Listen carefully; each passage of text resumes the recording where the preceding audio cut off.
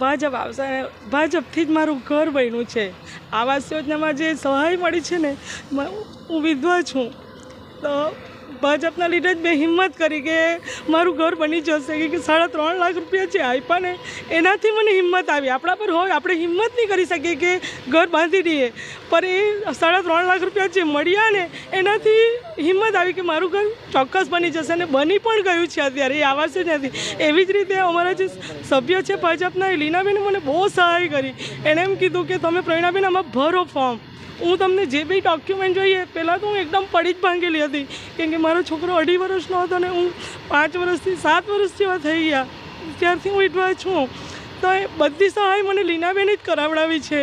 ઈ શ્રમ કાર્ડ, પછી આવાસ યોજનાનું, પછી આયુષ્યમાન કાર્ડ, એ બધું લીનાબેન થ્રુ કરી। એટલે ભાજપ હશે તો જ મને સહાય મળશે। મારા જેવા એવા કેટલા વ્યક્તિ છે જેને બહુ બધી સહાય મળી છે।